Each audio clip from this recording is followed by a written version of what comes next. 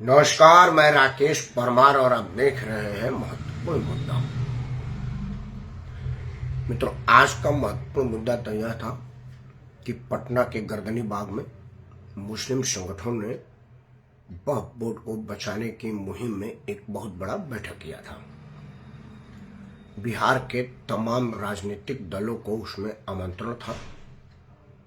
कुछ शब्दों में कहे तो आदेश था, लेकिन अपने अपने वोट बैंक को ध्यान में रखते हुए, अपने अपने गठबंधनों की मजबूरी और मर्यादा को ख्याल रखते हुए लोगों ने अपनी उपस्थिति दर्ज कराई। मतलब जो एनडीए गठबंधन के लोग थे उन्होंने उससे अपनी दूरी बनाई, और जो इंडी गठबंधन के लोग थे उन्होंने वहां पर अपनी उपस्थिति दर्ज कराई।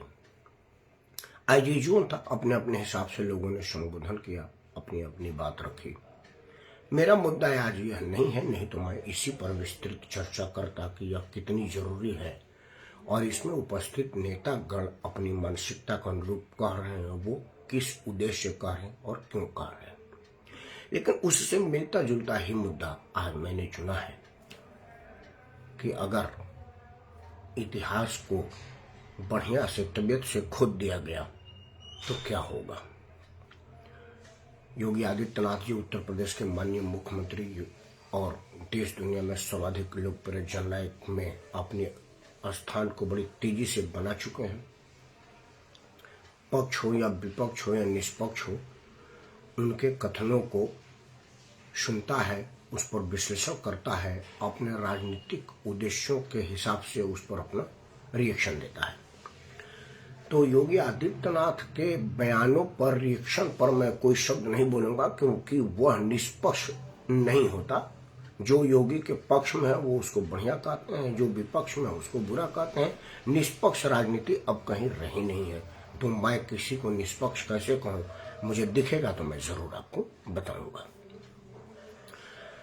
मित्रों, मैं आज कह रहा हूं कि अगर जैसा योगी आदित्यनाथ कह रहे हैं कि मैं संभल के इतिहास को लोगों को बुलाऊंगा और आंखें फाड़ के दिखवाऊंगा कि देखो संभल में क्या हुआ था,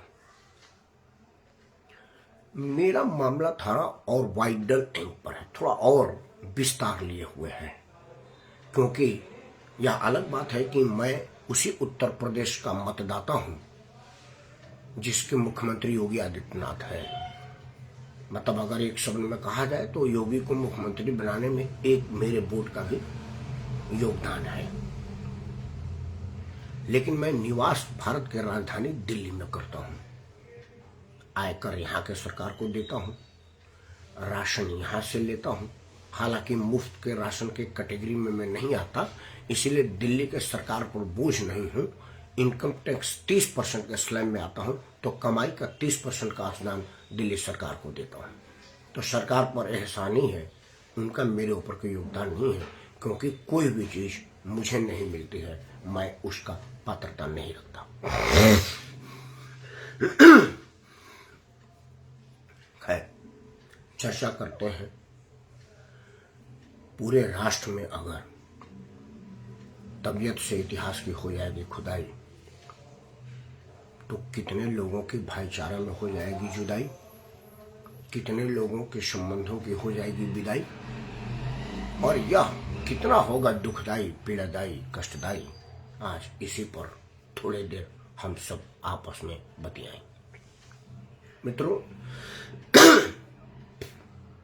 हमारे देश में इतिहास लिखने वालों ने या तो सिक्कों के खनक पर इतिहास लिखा होगा या तलवारों के दमक पर इतिहास लिखा होगा। निष्पक्ष इतिहास अगर लिखते तो शैतानों को महान और महानों को शून्य नहीं कर देते। सिर्फ 2 अगर उदाहरण दे दूं तो आप समझ जाएंगे कि इतिहासकारों ने कैसा इतिहास लिखा है। आपने हर जगह सुना होगा Akbar the great, Akbar the great. शैतानी आत्मा का साक्षात प्रतीक था अकबर। अकबर ने जितने जुल्म किए हैं, हिंदू राजाओं का, हिंदू लोगों का जो नरसंहार किया है उसने, या अपने जमाने में अपने राज्य को बढ़ाने के लिए शासन को बनाए रखने के लिए जितनी क्रूरता उसने की है, अपने ही भाई को छत से फेंकवा करके, हाथी से कुचलवा करके जितनी बेदर्दी बेरहमी से मारा है, उसको महान बताने में कैसे लोग बता सकता है अगर उसके सामने सिक्के की खनक या तलवार की चमक नहीं दिखाई गई होगी। हो सकता है आदमी तलवार के चमक के आगे डर के मारे कर दे कि भाई नहीं हो तो गर्दन कलम हो जाएगी, या सिक्कों की छनक बजी सर से तवाइफें नाचती हैं, उन्होंने अपना कलम चलाना शुरू कर दिया होगा। क्योंकि बिना किसी दबाव, लालच और प्रभाव के शैतान को महान नहीं बताया जा सकता। दो चार बातें आपको और बता देता हूं। इतिहास की लेखनी में आप बहुत दूर 500,000 साल मत जाइए, क्योंकि हमको पता नहीं है कि राणा सांगा साहब ने इब्राहिम लोदी को कैसे हराया, बाबर से कैसे लड़े, शाहजहां और उसने क्या किया। ये बहुत पुरानी बातें हैं। हालांकि अकबरनामा, बाबरनामा जो है उसमें स्वयं में लिखा हुआ है कि राणा सांगा और बाबर का क्या संबंध था, राणा सांगा और इब्राहिम लोदी की युद्ध का क्या परिणाम था, या उसमें वर्णन है। बाबर ने खुद ही लिखा हुआ है। किसी सुमन उमन की और किसी रामजी लाल सुमन और अखिलेश यादव के किसी चमचे बेलचे और उसकी हमको जरूरत नहीं है, क्योंकि अखिलेश यादव के रामजी लाल सुमन ने जो बयान दिया है वो घटिया की श्रेणी में नहीं आता, क्योंकि घटिया तो अलग तरह के होते हैं। इस तरह के बयानों का श्रेणी का पता चलते ही हम आपको खबर करेंगे। हाँ, उसकी राजनीतिक निहितार्थ है। अखिलेश यादव के उस दलित नेता को कोई नहीं पूछ रहा था। ठेठ भाषा में बोलते कि कुत्ता नहीं पूछ रहा है। सांसद तो अब बन गए, कई सांसद है जिनको कोई जानता ही नहीं। तो रामजी लाल सुमन को लगा कि भाई हमको कोई नहीं पूछ रहा है, कोई जान ही नहीं रहा है सदन में, हम भी है तो कुछ बक दें। तो उन्होंने बक दिया। दो चार लड़के भटके हुए लोग राह बदल करके वहां चले गए, एक पथराव कर दिया। अब और ज्यादा नाम हो गया। अब सब आदमी रामजी लाल सुमन का नाम जान गया, उनका जीना सफल हो गया। उन्होंने इसी के लिए किया भी था। अखिलेश यादव ने अपना दलित एंगल डाल दिया। भाई मायावती अब थकी हुई हैं और उनके भतीजे का राजनीतिक हैसियत डमाडोल होता जा रहा है, तो दलित एंगल डाल करके दलित को अपने पक्ष में मोड़ने का प्रयास किया जाए। लेकिन उन्हें लगा कि यार कहीं आधी छोड़ पूरी को धावे ना हो जाए, दलित के चक्कर में राजपूत ना छूट जाए, क्योंकि बहुत कुछ ऐसे राजपूत हैं जो उनके दलाल, जो उनके राजनीति में घुसाए गए हैं राजपूतों को प्रलोभित करने के लिए। वैसे राजपूत के दलाल सिर्फ सपा में नहीं है, सभी राजनीतिक दलों ने अपने दलाल पाल रखे हैं, या यूं कहें कि दरवाजे पर कुत्ते पाल रखे हैं। वो अपने लोगों को भों भों भों भों करते हैं, काटते रहते हैं और चुनाव के टाइम उनके तलवे चाटते रहते हैं। तो ये राजपूत अपने ही राजपूत को काटने और चाटने के लिए रखा गया। सभी राजनीतिक दल में, वो भाजपा में हो, सपा में हो, कांग्रेस में हो, सभी दल में राजपूत काटने और चाटने के लिए रखे गए हैं। इसका उदाहरण है कि जब वर्तमान सरकार नरेंद्र मोदी वाली अनुसूचित जाति जनजाति की रिपोर्ट को और ज्यादा स्वर्ण विरोधी करनी थी, तो सबसे पहले स्वर्ण नेताओं को ही मोदी ने कहा था कि आगे आओ सालों, तुमको ऐसे फ्री में नहीं टिकट दिया है, आओ और आकर के जुतिया खाओ सदन में, सबसे पहले तुम ही शुरुआत करो। उन्होंने कहा कि महाराज हम तो आपके चाटने के लिए बने ही हैं, हमारा तो काम है आपका चाटना, उनका चाटना, तो हम चाटेंगे, और जैसे कोई स्वर्ण समाज वाला आपके विरुद्ध खड़ा होगा हम उनको काटेंगे। तो काटने चाटने के लिए राजपूत है, इसीलिए पीटे जाते हैं। तो हम इस पर नहीं बोलेंगे। अखिलेश समझ लिया कि कहीं चाटने वाला ही ज्यादा ना चाट दे, तो उन्होंने लिख करके अपनी बात को वापस लेने का प्रयास किया और बोल करके प्रभाव डालने का प्रयास किया कि लिखना और बोलना दोनों होगा। जहां दिखाना होगा मैं लिखने वाले को दिखा दूंगा, जहां दिखाना होगा बोलने वाले को दिखा दूंगा। वह राजनीतिक उद्देश्य की प्राप्ति हम उधर नहीं जा रहे हैं। मैं आज इतिहास पर चर्चा करने के लिए आ रहा हूं, नई बातें हालिया में बता देता हूं, क्योंकि मैं यह बताने जाऊं कि औरंगजेब शैतान था या महान था। औरंगजेब ने खुद ही लिखा हुआ है कि शैतान के शरीर में मैं था, महान तो मैं हूं ही नहीं। औरंगजेब ने खुद ही अपने बाप को जेल में डाल दिया था, भाई की हत्या कर दिया था। जजिया उजिया कर तो मान लो हिंदू मुसलमान के लिए हो गया। मैं हिंदू मुसलमान पर बातें नहीं कर रहा, क्योंकि शैतान सिर्फ हिंदू के लिए नहीं होता, अपने लिए होता। और ये ध्यान रखा जाए कि शैतान की शैतानी सबसे पहले अपने घर में दिखती है, बाहर में तो बाद में दिखेगी, क्योंकि औरंगजेब ने अपने सगे बाप को जेल में डाला था, चल गद्दी से हम बैठेंगे, और अपने सगे भाई की गर्दन कटवा दिया था। और सिर्फ कटवाया नहीं था, थाली में रखकर अपने बाप के सामने पेश कर दिया, ये लो तोहफा नजराना पेश किया जाए हुजूर के सामने। आप पुराने शहंशाह वर्तमान शहंशाह की तरफ से नजराना लीजिए, अपने ही बेटे का गर्दन स्वीकार कीजिए। अब उस आदमी को आप बढ़िया बताते रहिए हमको, हम वहां नहीं जा रहे, उतने दूर नहीं जा रहे। कुछ कुछ बातें आपको बता देते हैं, दो दो चार चार बातें, धीरे धीरे कम कम वाली बात, जिसे आपको समझ में आ जाएगी। हमारे देश में आज तक मोहनदास करमचंद गांधी के वध करने वाले का चर्चा होती है। उसको लोग मरने ही नहीं देते, वो आदमी मर ही नहीं रहा, उसको अमर किए हुए है और वो आजीवन अमर रहेगा। लेकिन उसके पहले और उसके बाद की हत्याओं की जानकारी किसी को नहीं है। राहुल गांधी से एक पत्रकार ने पूछा कि राजीव गांधी की हत्या किसने की, पता नहीं, मैं छोटा था। इंदिरा गांधी की हत्या किसने दी, मैं नासमझ था। मोहनदास करमचंद गांधी किसने दी, गोडसे ने कीजिए, हमको सब पता है। मतलब जिस वक्त मोहनदास करमचंद गांधी की हत्या की गई थी, उनके पिताजी का भी जन्म नहीं हुआ होगा, मुझे डेट ठीक से याद नहीं है। राहुल गांधी का तो खैर मतलब ही नहीं बनता, वो डेट राहुल गांधी को याद है, लेकिन इंदिरा जी के 100 पर आंसू बहा रहे थे राहुल गांधी, वो उनको याद है। राजीव गांधी के 100 पर बिलक रहे थे दोनों भाई बहन, वो उनको याद नहीं कि किसने मारा।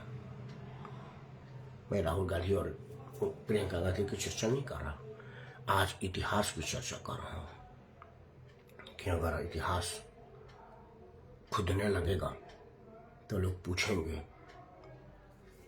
कि जम्मू कश्मीर में हिंदू कब कितना था और अब कितना है।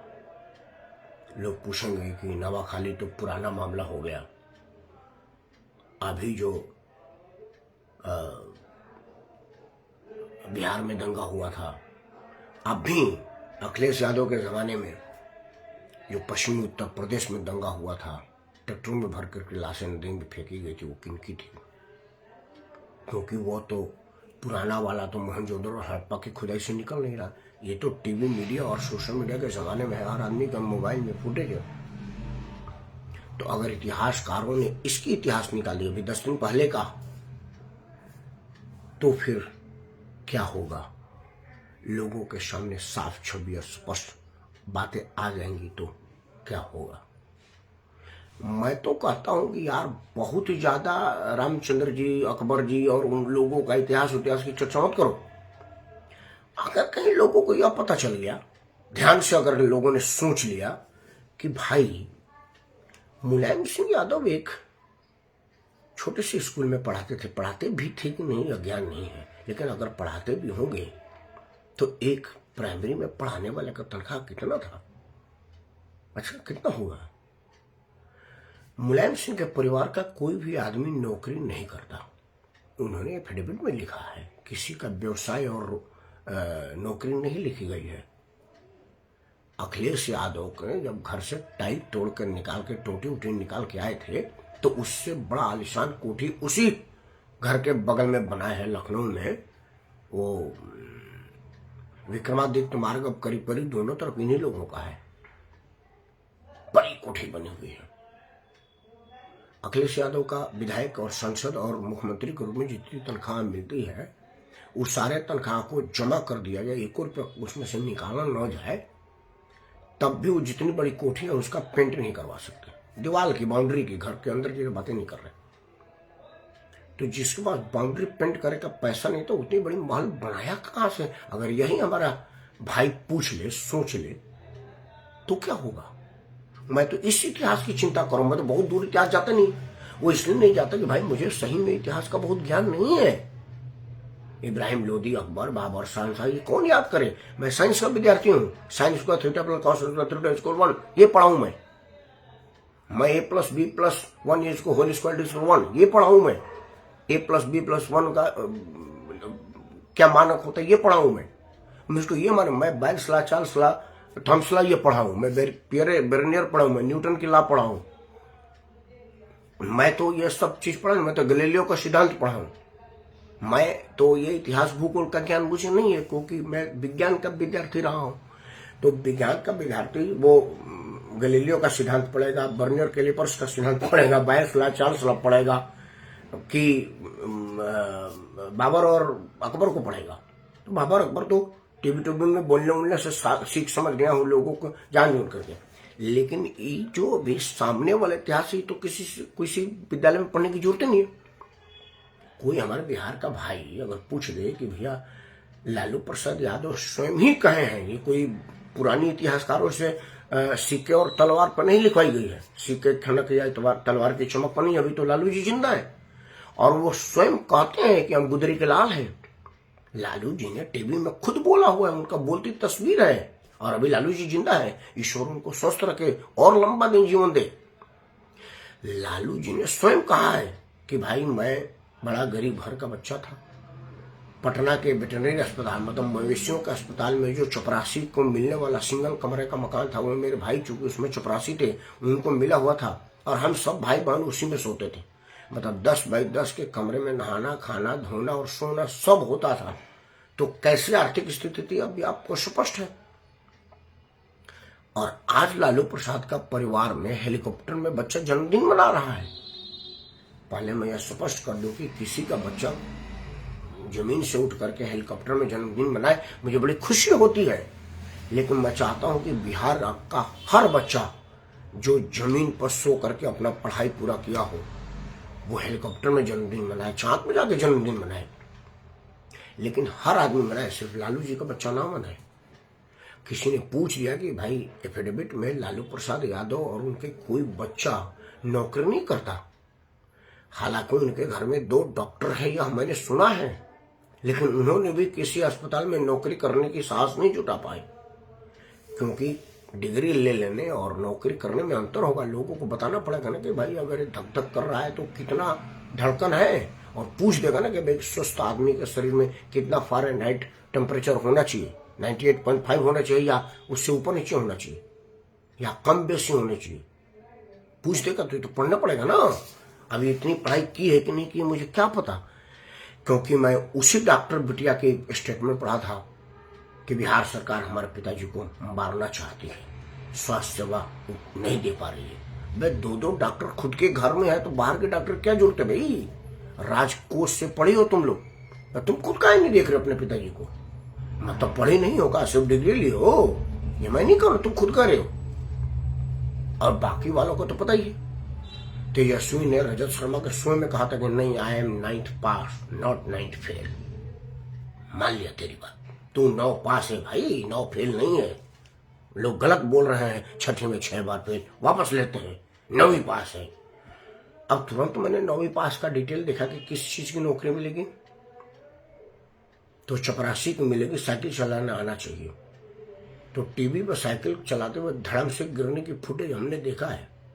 मतलब चपरासी की भी पात्रता खत्म हो गई, क्योंकि 8वीं पास पर चपरासी की नौकरी है, लेकिन उसमें कंडीशन है साइकिल चलाने आना चाहिए। और साइकिल चलाते हुए विजुअल सभी बिहार ने, पूरे देश ने देखा है कि धड़म से गिर गए थे, तो भी योग्यता नहीं है। तो जिस आदमी को चपरासी बनने की पात्रता नहीं है, वो हवाई जहाज में किक काट रहा है, तो कैसे काट रहा है? अगर यही इतिहास किसी ने पूछ दी तो क्या होगा? तो मेरा अपना मानना है कि अगर हमारे देश में तबीयत से इतिहास की खुदाई हो गई तो कितने लोगों को जुदाई हो जाएगी अपने अपने फील्ड से। चिंता मुझे इस बात की है, मुझे इस बात की नहीं है कि औरंगजेब महानता की संतान था, वो जो था वो चला गया, आज उसका कोई इम्पैक्ट समाज पर नहीं है। अगर उसको चर्चा में बनाए रख रहे हैं, यह गलती है। अगर आपको चर्चा में बनाना है तो अकबर और बीरबल और उस सबों को छोड़िए, वर्तमान शासकों के इतिहास पर नजर डालिए कि भाई मुलायम सिंह के परिवार में इतनी अकूत संपत्ति कहाँ से आई। नौकरी की पात्रता तो किसी में नहीं है, और अगर हो भी तो किसी ने नौकरी नहीं की है। यह पूछना पड़ेगा कि मुलायम सिंह के रिश्तेदार लालू प्रसाद यादव के परिवार में इतनी संपत्ति कहाँ से आई। यह बात पूछना पड़ेगा। जगह जगह कोठी, फार्म हाउस, बंगला, हर जगह सीबीआई पूछ रही है कहाँ से आई। यह इतिहास पूछना पड़ेगा। और भी लोग हैं, मायावती जी के पास 28,000 जूतों की एक किस्त पकड़ी गई थी, बाकी कितने जूते चप्पल हैं जो वो पहन ही नहीं पाई हैं, क्या इतिहास पूछा जाएगा? क्योंकि मायावती जी का भी परिवार दिल्ली में 23 गज के मकान में रहता था, जे कॉलोनी में। जे मतलब झोगी झोपड़ी कॉलोनी। झोगी झोपड़ी की कॉलोनी की लड़की मुख्यमंत्री बने, ये बड़ी खुशी की बात है, प्राउड बात है। मैं गर्व करता हूँ मुलायम सिंह पर, लालू जी पर, मायावती जी पर, क्योंकि ये लोग उस स्थिति में मुख्यमंत्री बनने की सोचे जहाँ कल्पना में भी मुख्यमंत्री नहीं आता, और वो लोग बन चुके, पूजा के लायक हैं सब लोग। लेकिन तुरंत बाद घृणा के लायक हो जाते हैं कि भाई आप जिस आदमी की दर्द को समझ कर वहां पहुंचे उसी को दर्द दिया, क्योंकि आपकी बेईमानी उन्हीं के पैसे की बेईमानी थी। आपकी बेईमानी मासूम जानवरों की चारे की बेईमानी थी। आपकी बेईमानी मुर्गी के दाने की बेईमानी थी। जो मुर्गियों को खाने के लिए दाना दिया गया था, आपने उसको ना दे करके खुद खा लिए। यह जांच में आ रहा है, मैं नहीं कह रहा हूं, ये इतिहास में नहीं, अभी हो रहा है। अभी रोज रोज इसकी सुनवाई चल रही है। तो मित्रों, अगर आपको इतिहास पढ़ना है, इतिहास जानना है, इतिहास पर चर्चा करना है, तो औरंगजेब के इतिहास से बाहर आइए, क्योंकि औरंगजेब अब दफन हो गया है। उस जमीन के टुकड़े का इस देश में कोई इस्तेमाल नहीं है। अगर उसको वहां से कोई लोग कहते को कब्र को खोद दिया जाए तो अब नीचे होगा नहीं, हो सैकड़ों साल पहले दफन है, कीड़े खा चुके हैं, वहां कुछ नहीं होगा। तो कोई मतलब विवाद के अलावा उसके कब्र में कुछ नहीं मिलेगा। तुमको करोगे तो हो सकता है कुछ हड्डियों की, कंकाल की बदबू मिले, और कुछ नहीं होगा। और जो समाज में बदबू फैलेगी उसकी कल्पना नहीं है। तो औरंगजेब को वहीं सड़ने दो, छोड़ो उसको, उससे इस देश का कुछ नहीं होने वाला। अभी जो शासक है, जो जजिया कर लगा रहे हैं, उन पर विचार करो। जो लोगों की खून चूस रहे हैं उन पर विचार करो। पूछो कि ऐसा कौन सा व्यवसाय करते हो, ऐसा कौन सा जादू की छड़ी घुमाते हो कि यार 9वीं पास हो और 900 करोड़ से ऊपर की संपत्ति अर्जित किए हुए हो। पर्यावरण की एक इंजीनियरिंग की डिग्री ऑस्ट्रेलिया से लेके आए हो, नौकरी करने की हैसियत में नहीं हो, लेकिन फिर भी इतने बड़े बंगले में रहते हो। रातों रात बंगला बना लेने की शक्ति कहाँ से आई? अलादीन का चिराग मिल गया या कोई जिन मिल गया जिसको बोतल में से निकालते हो, कहते हो कि एक बंगला पृथ्वीराज रोड पर बना और खड़ा हो गया? या पूछो।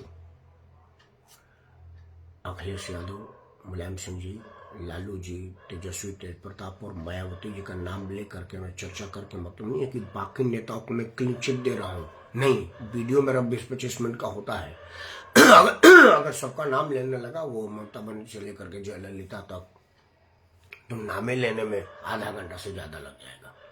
इसलिए मैं नाम किसी का नहीं ले रहा। जो 2-4 नाम प्रतीकात्मक लिया है, वो प्रतीक के लिए लिया है, इनसे निजी जुड़ाव नहीं है मेरा कोई।